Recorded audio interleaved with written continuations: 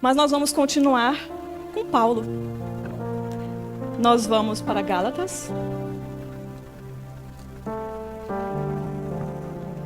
Gálatas, no seu capítulo 2.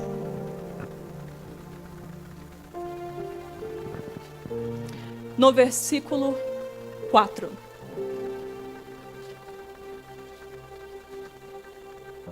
Eu ia começar através de um outro versículo, mas Deus me direcionou para começar por este. Ainda ouço esfolhear de Bíblias, então. Gálatas, capítulo 2, versículo 4.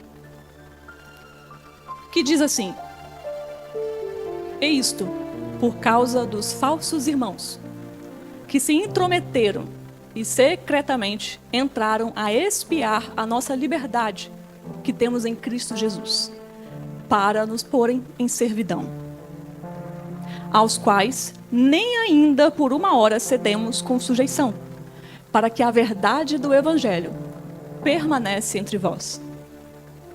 E quanto àqueles que pareciam ser alguma coisa, quais tinham sido noutro tempo, não se me dá. Deus não aceita a aparência do homem. Esses, digo, que pareciam ser alguma coisa, nada me comunicaram.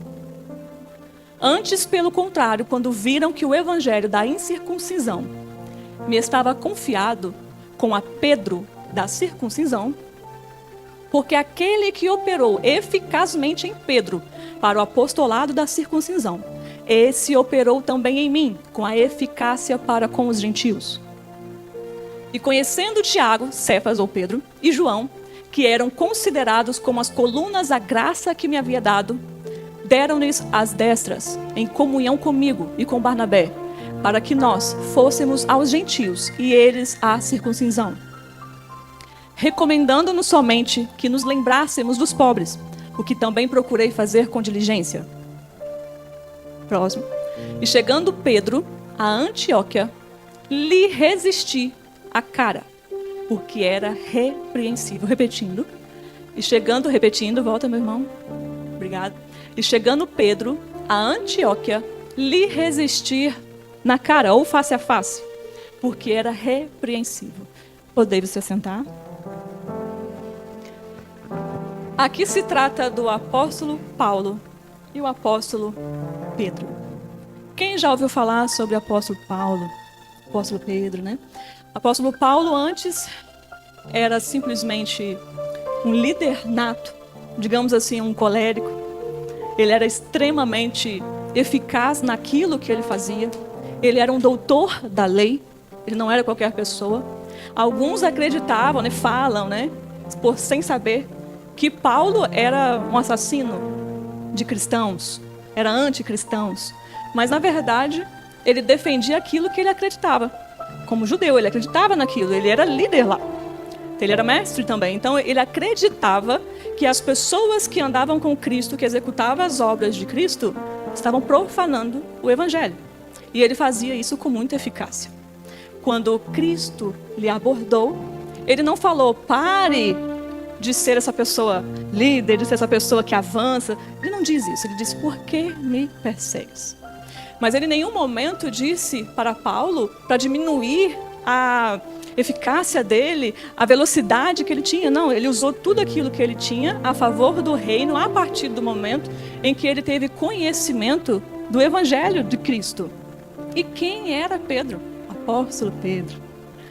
Era um pescador de homens, foi um pescador de homens, um pescador de peixes, e ele simplesmente teve uma conduta que nós iremos falar aqui nesta mensagem, em alguns versículos, que nós hoje temos essa conduta. Nós vamos falar dessa conduta. Uma das maiores batalhas do dia atual são as guerras da nossa mente. São as batalhas que nós travamos na nossa mente. Paulo diz que aquilo que eu quero fazer, eu não faço. E aquilo que eu não quero, eu faço. E é exatamente o que Pedro faz aqui em Gálatas, no seu capítulo 2, no versículo 11. Pedro, ele pregava o evangelho para os judeus, que eram os circuncidados da época, mas também pregava para os gentios. E ele dizia para os gentios que quando Cristo veio, você não precisava se circuncidar, bastava o seu coração, você acreditar nele, você servir a ele, que estava tudo certo. Era isso que ele pregava para os gentios. Mas quando Paulo resolve, chegar até Pedro, ele percebe algo muito diferente acontecendo. Pedro dizia para os gentios que deveria servir a Cristo, que deveria se humilhar a Cristo. Mas quando ele via algumas pessoas que eram líderes, que eram aqueles líderes que nós podemos chamar hoje de mais severos, aqueles de antigamente, que tem aí um pensamento diferente, está tudo certo. Mas quando ele via essas pessoas chegando próximo a ele, ele se levantava, ele saía de perto dos gentios. E aí Paulo confronta ele. Como você que diz para os gentios que é só servir a Cristo, é só andar com Cristo? E aí simplesmente quando os seus líderes, estou aqui parafraseando, mas quando os seus líderes chegam, você se afasta? O que você diz com essa conduta? Para quem está com você? E no versículo mais à frente, ele diz que ele influenciou algumas pessoas a fazerem a mesma coisa, a se afastar dos gentios. Quando ele se levantava da mesa, outras pessoas também se levantavam. Então, como nós, hoje, podemos pregar o evangelho para alguém, dizer que Jesus salva, que Jesus quer você vem do jeito que você está, e conforme você vai entrando no evangelho, o Espírito Santo vai transformando a sua vida. Mas como que eu posso dizer isso para alguém se a minha prática é exatamente o oposto daquilo que eu estou pregando, daquilo que eu estou falando? Eu falo que nós não podemos julgar uns aos outros, mas ao mesmo tempo, quando alguém dá as costas, eu falo mal dessa pessoa, eu faço fofoca dessa pessoa. Como que a minha conduta ela não está condizente com aquilo que eu estou ministrando, com aquilo que eu estou mostrando para as pessoas? E é exatamente isso que acontece. Quando ele diz aqui, não é qualquer pessoa. Quando ele diz no seu versículo 6, aquele que parecia ser alguma coisa, ele está se tratando de líderes. Não estou só me referindo a líderes, mas a todas as pessoas. Mas aqui em específico ele está olhando. Olha essa pessoa que era para estar mostrando, dando exemplo, mostrando o caminho. Sendo aquela pessoa que eu vou olhar. Não, eu posso fazer exatamente o que ele está fazendo, que é a vontade de Cristo para a minha vida. Mas nesse mesmo momento, ele faz exatamente o oposto daquilo que ele ensina. Quantas vezes nós fazemos o oposto daquilo que nós falamos? Nós planejamos alguma coisa, nós arquitetamos alguma coisa e fazemos exatamente o contrário. Quantos de nós não fazemos isso? Se Cristo olhasse para você hoje, será que a sua conduta está correta mediante a palavra de Deus? Ou talvez você se desviou para a esquerda ou para a direita? Porque é muito fácil falar que nós temos que fazer algo. Olha, você vai fazer isso, isso, isso, isso. Mas eu vou lá e faço o contrário. Eu vou lá e faço o contrário. Na segunda-feira nós tivemos uma pequena experiência que eu falei com a missionária Andréia e falei, olha, Deus nos dá testemunho fresquinho assim para contar. Segunda-feira nós estamos indo no monte, sempre às 20 horas. Aí eu coloquei no grupo, ninguém falou nada, eu falei, mas eu senti no meu coração, eu preciso ir no monte. Ninguém falou nada, mas eu preciso ir. Aí eu liguei para a missionária Andréia, da pastora Maristela. Falei, olha, se ninguém for, eu vou porque eu preciso. Se você quiser ir, nós vamos juntas. Ela, não, eu vou. Peguei ela aqui na Brandoa. Eu falei, olha, eu preciso passar na porta da igreja. Ninguém falou nada, mas eu preciso passar na porta da igreja. Quando cheguei aqui, amanhã estava em pé na porta da igreja. Falei, aí eu olhei para a missionária dela, tá vendo? É o Espírito Santo. Falei, peguei, fomos nós três para o monte. Subindo, devagarzinho, monte, porque ninguém está aguentando muita coisa mais. Chegou lá em cima, a mãe falou assim, olha, tem um rapaz ali que fez assim para nós. Foi não, fez nada. A mãe tá aqui, não fez nada não. Chegamos lá, tinha 4 homens, mais um casal, uma criança, separados. Normalmente quando a gente vai, não tem ninguém orando, aparece um ou outro. Cada uma foi para um canto, olha, daqui a meia hora a gente encerra, volta aqui a hora e vai embora. Aí eu desci, porque tem um vale, costumo orar no vale lá. Fui pro vale, aí eu comecei a orar, Senhor, faz cumprir em mim as tuas promessas. Saí lá dos Estados Unidos, para eu cumprir as promessas aqui. Para ser voz nessa nação.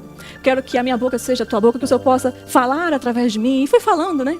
Falei, faz como fez com o Filipe, que transladou de um lado para o outro só para falar com uma pessoa e salvou uma nação. E aí eu resolvi subir, né? Tem uma ladeira. Subi na MEI.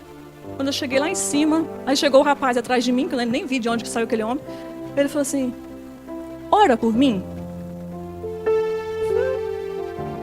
Amém. Vamos orar, vamos orar. E aí ele falou, olha, sou missionário, estou indo para a África amanhã, então você poderia orar por mim? Eu falei, vamos orar. Demos a mão ali. E Deus fez um mover tão grande na manhã, naquele lugar, que eu acho que eu nunca tinha vivido a experiência que nós vivemos na segunda-feira. Estava todos em círculo e simplesmente não tinha nenhum vento antes, nenhum vento depois. E passou um vento, mas aquele vento circulava entre nós, que era o Espírito Santo, e circulava, enquanto durou a oração, ele circulava e quase todos começaram a falar em línguas ali.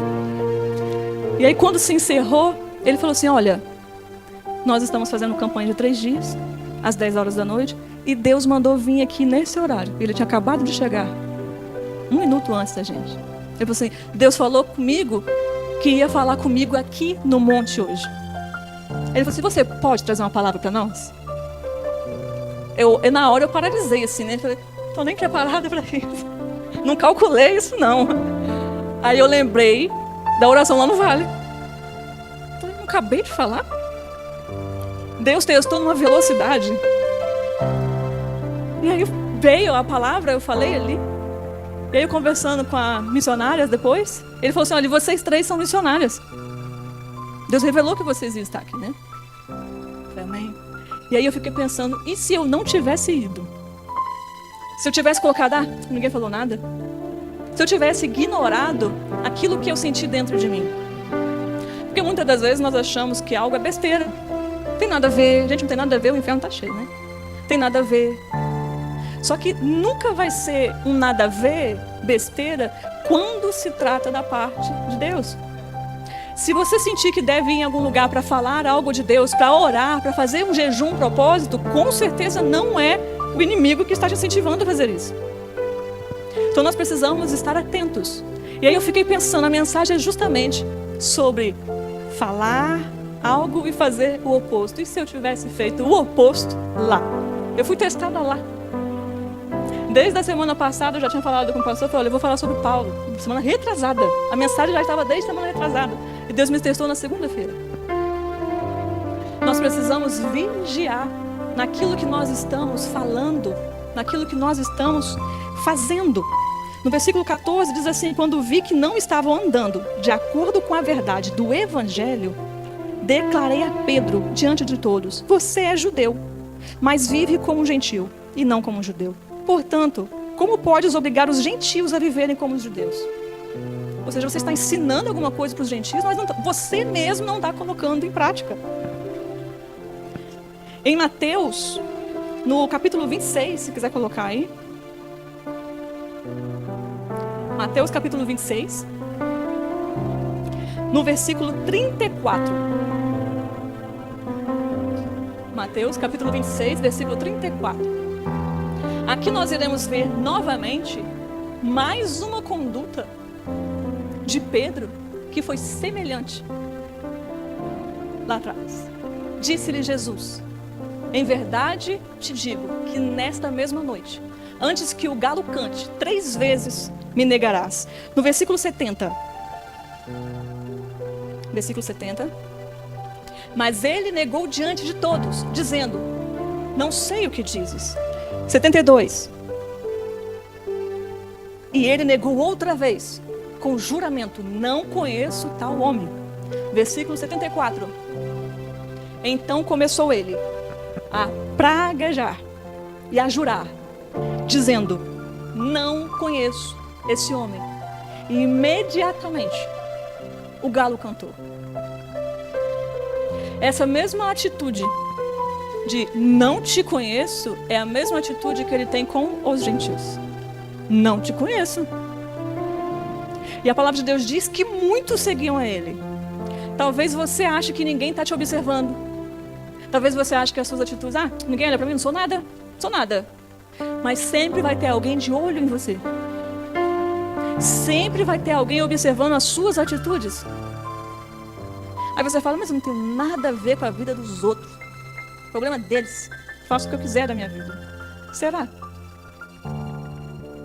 Será que você, como cristão que aceitou a Cristo, que falou assim, eis-me aqui, Senhor, para fazer a tua vontade, fazer a tua obra, para te servir. Será que quando você diz isso, você realmente pode fazer exatamente aquilo que você quiser? Quando alguém olhar para você, faça essa pergunta. Se alguém olhar para mim, quando eu estiver andando na rua, sem ninguém da igreja, sem ninguém da minha família, quando eu estiver andando na rua, será que quando alguém olhar para mim, ele vai falar, ali tem um servo de Deus. Aquela pessoa é diferente. Ela anda diferente, ela fala diferente, se veste diferente. Porque a nossa aparência também conta. É claro que eu conheço muitas pessoas que usam aí vestidos arrastando no chão e que a conduta não condiz. Mas também se você andar despida pela rua e pode pregar o evangelho, também ninguém vai dar crédito. Então você precisa estar condizente com aquilo que você está falando. E às vezes uma palavra que você dá, que não é nem pregando o evangelho, pode ser a resposta de alguém. O monte, quando nós fomos no monte, e se nós não tivéssemos ido? Porque ele estava esperando a resposta de Deus lá no monte. E aí? E você fala assim, não vou não. E a mãe ainda falou assim, ó, o rapaz está fazendo assim, olha. Falei, tá não, mãe. Olha aí, eu lembrando. Falei, tá não. Eu vou lá com esse homem, para poder chegar perto dele, assim, 4 homens lá. Eu, hein? Cada um foi orar pro seu canto. Aí depois não teve jeito, porque ele chegou atrás de mim. Eu não tive para onde correr ali, né? Mas a oração é, usa-me. Faz o teu querer. E aí? Às vezes passa alguém do seu lado, você olha para essa pessoa, julga a aparência dessa pessoa. Essa pessoa toda desviada. Talvez é mais crente que você, meu irmão. Talvez serve mais a Deus do que você.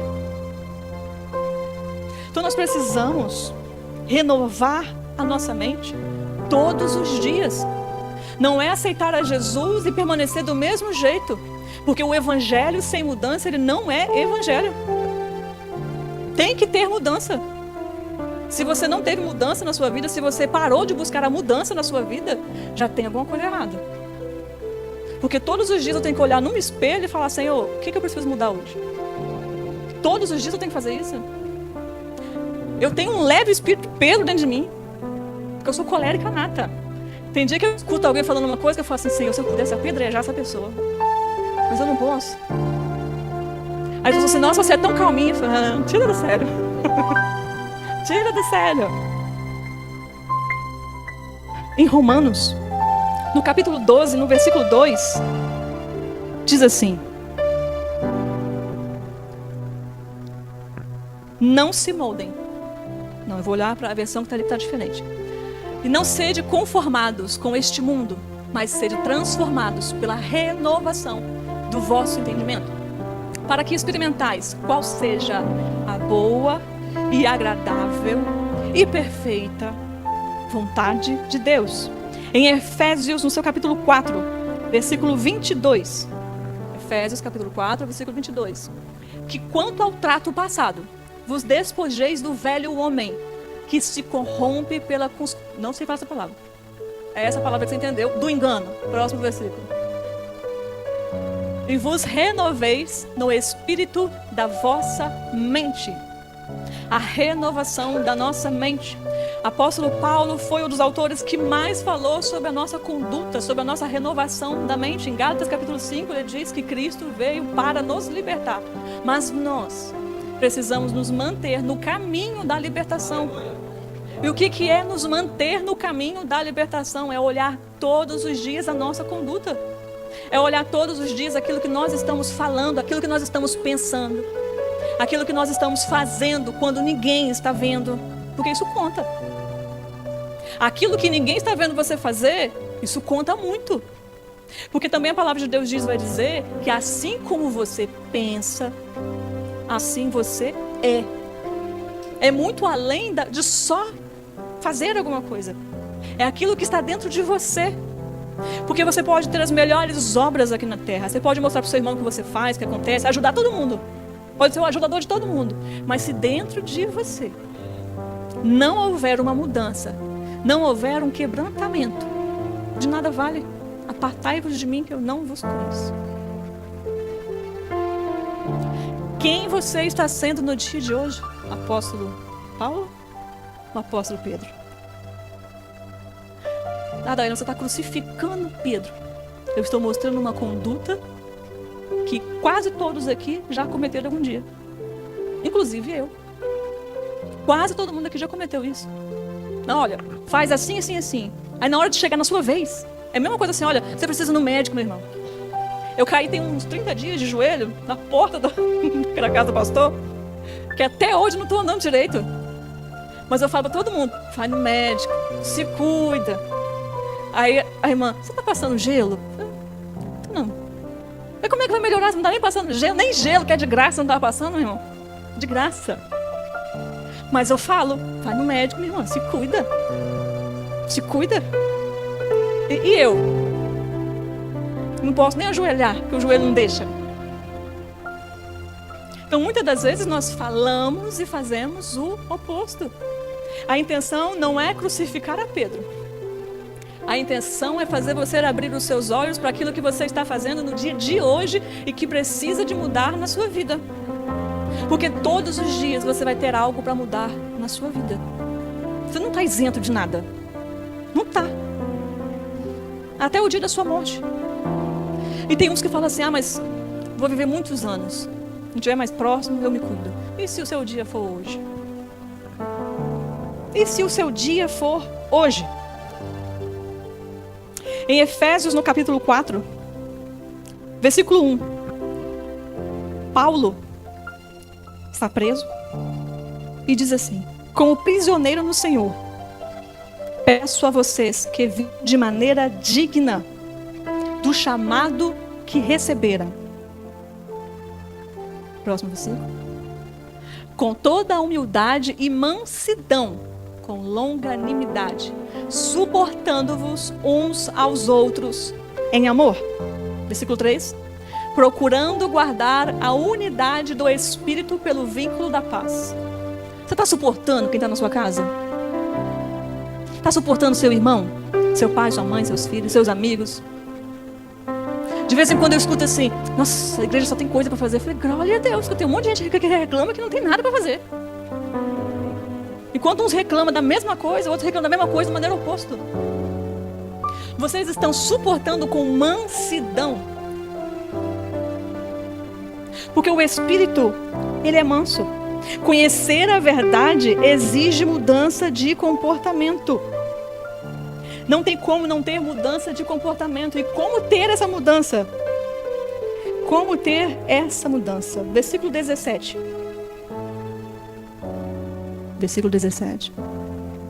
Eu digo isto e testifico no Senhor para que não andeis mais como andam também os outros gentios, na vaidade da sua mente. Próximo. Entenebrecidos no entendimento, separados da vida de Deus, pela ignorância que há neles, pela dureza do vosso coração. Os quais, havendo perdido todo sentimento, se entregaram à dissolução, para com avidez cometeram toda a impureza. Amém. Como está o seu comportamento hoje? Eu não posso deixar de falar sobre o comportamento. Como que está sendo a sua conduta por onde você passa? Diz que o povo está perecendo, padecendo, por falta de conhecimento. Quando diz aqui, a inutilidade dos seus pensamentos. Você não para de pensar nem por um minuto, a não ser que esteja dormindo. E olha lá, qual é o risco de você sonhar.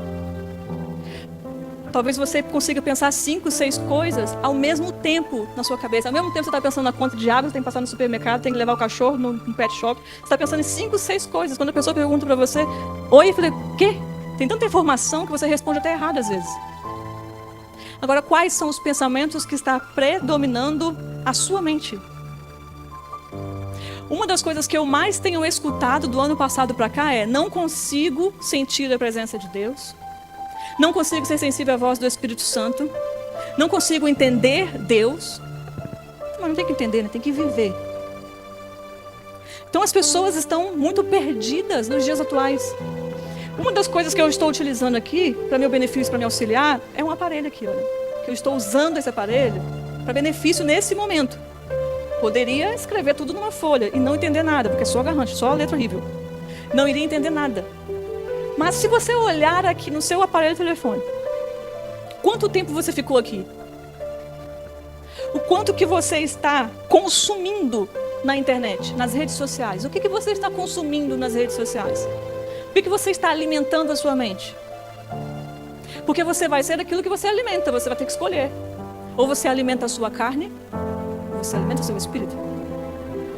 Quem que você está alimentando mais no dia de hoje? É muito fácil passar 1 hora, 2 horas nas redes sociais, vendo vídeo de piada, vendo tudo quanto é besteira. Aí você pode falar, nossa, mas quanta hipocrisia, eu estou nas redes sociais. Gente, eu só entro para trabalhar. Se você me perguntar, você viu a tragédia tal? Não, não vi. Não sei. Não fico assistindo, não fico alimentando a minha mente. Você quer ver uma pessoa que discute o tempo inteiro? Provavelmente ela assiste coisas de discussão. Provavelmente ela assiste debates. E ela vai aplicar isso dentro da casa. Meu marido, eu sou casada, tá, gente? Pra quem não sabe. Meu marido, ele gostava muito de assistir um debate de um pastor, que eu não me recordo o nome agora. E aí colocava um pastor contra o outro, de não sei o quê. E aí debatiam e eu ficava assistindo assim, não entendia quase nada. Passava raiva assistindo aquilo ali. E ele dizia que estava entendendo tudo.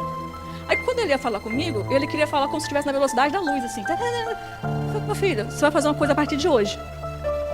Mas antes de você fazer, eu quero te perguntar. Você acredita que aquilo que você assiste influencia o seu comportamento? Acredito. Então por que é que você assiste debate? Para debater comigo aqui dentro de casa? Você está debatendo comigo. E você, a única coisa que você assiste é debate. Eu falei, a partir de hoje, se você assistir perto de mim, eu vou debater com você. Foi porque eu pergunto uma coisinha e você... eu não te pedi essa explicação toda, gente.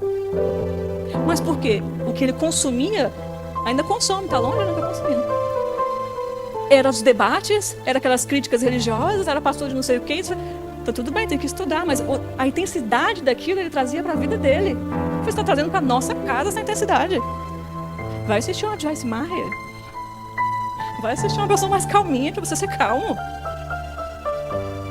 Você já é uma Joyce Meyer? Eu falei, amém. Eu falei, mas o que nós consumimos é o que vai predominar a nossa vida. Talvez você está consumindo algo que não está te levando para lugar nenhum. Em Efésios, capítulo 6, coloca para mim, por gentileza. Efésios, capítulo 6.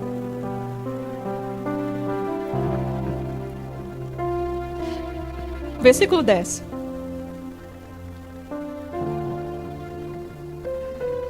No demais, irmãos meus, fortalecei-vos no Senhor e na força do seu poder.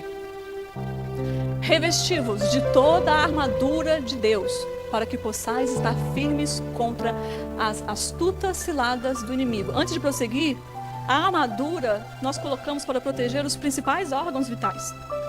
Porém, existem muitos órgãos vitais que você pode viver sem. Pode viver sem a vesícula, pode viver sem um pulmão.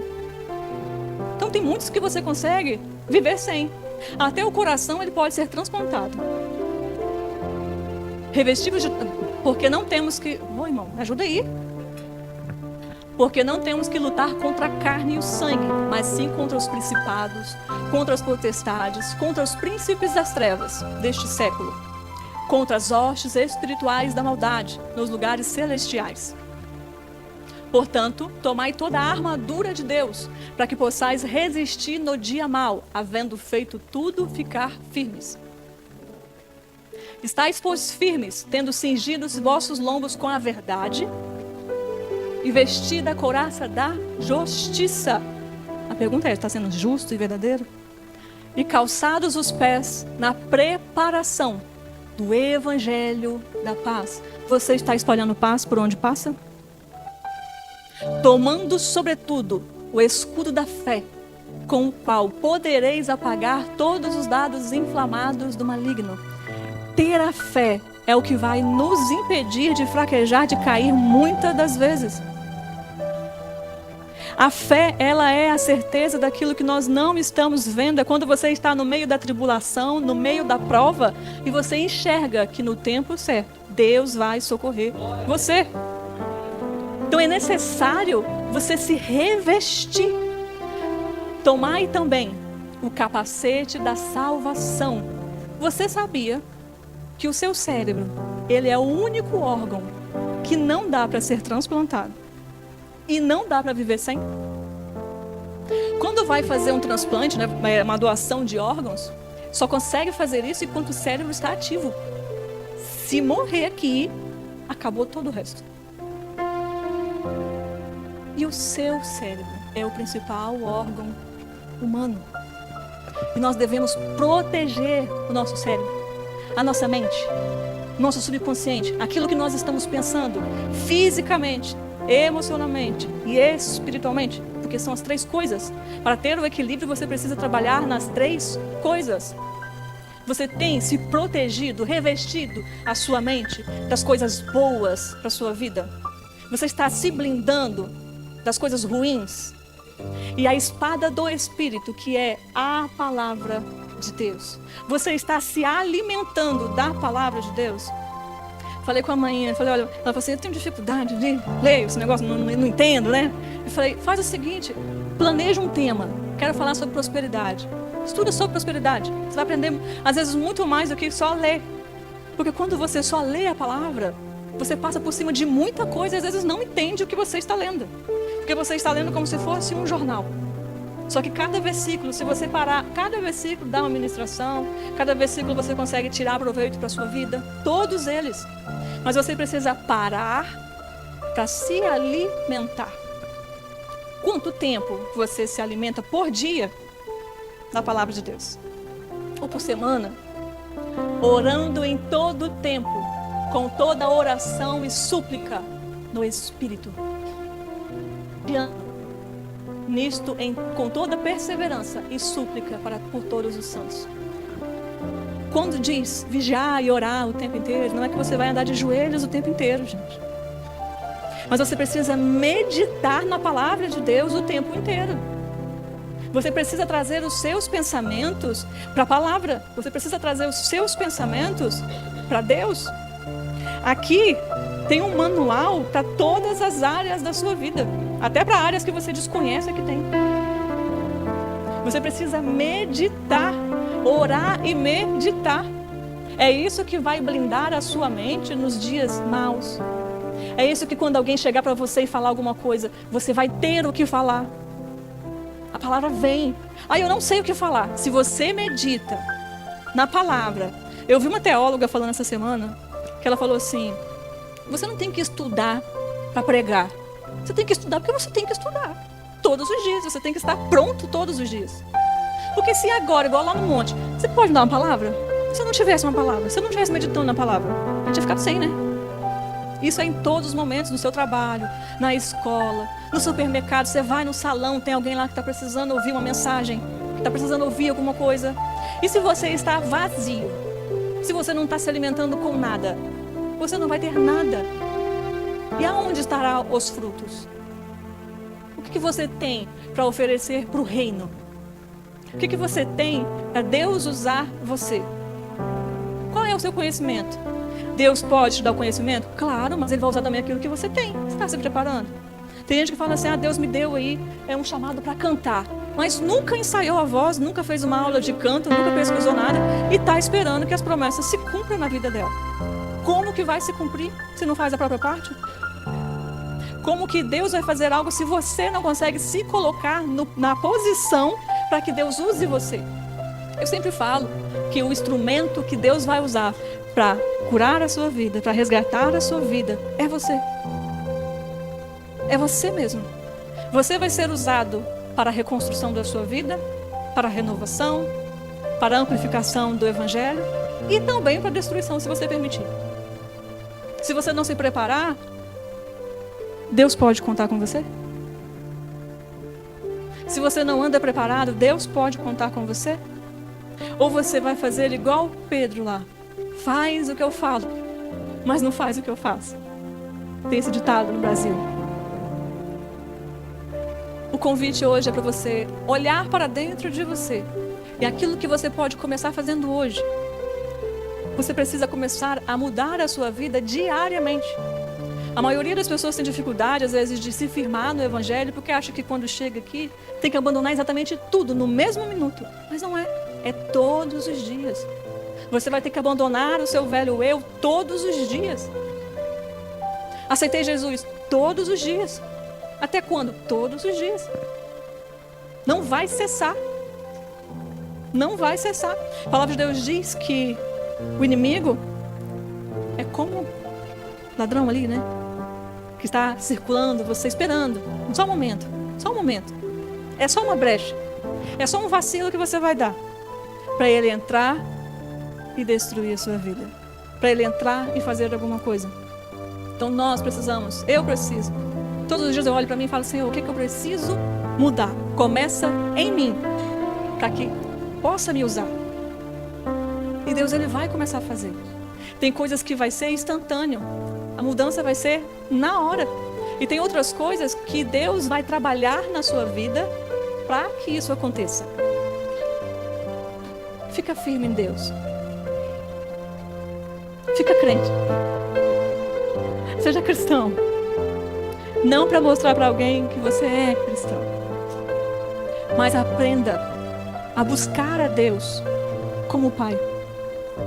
Aprenda a ter momentos de qualidade com Ele para que Ele possa transformar a sua vida de verdade. Todos os dias. Não sei o que fazer. Senta e pergunta para Ele. Entra no seu quarto, fecha a porta, começa a falar com Ele. Do jeitinho que você estivesse falando comigo. Fala com Ele. Ele vai ouvir você. Muito mais do que se você fizesse uma oração bonita e não sei o que, fantasiando tudo, embelezando tudo. É muito mais Ele vai ouvir se você for sincero. Do seu jeito. Amém? Aqui eu agradeço minha oportunidade.